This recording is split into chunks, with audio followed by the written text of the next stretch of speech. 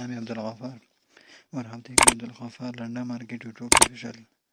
एक और नई वीडियो के साथ हाजिर हुआ कोरिया के चप्पलों के हवाले से।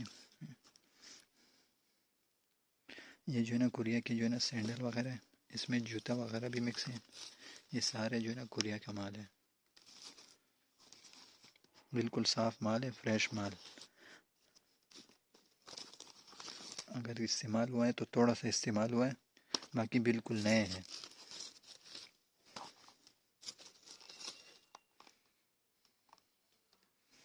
ये सारे कोरिया के जो है ना चप्पल वगैरह है।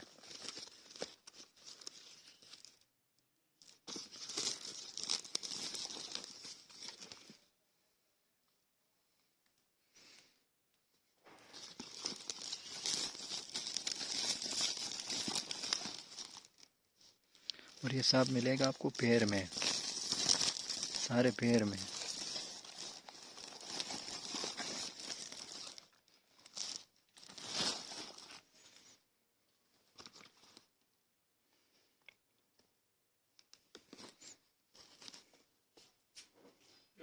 सिंगल जी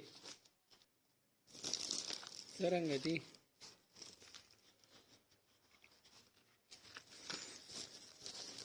रेट तो हुए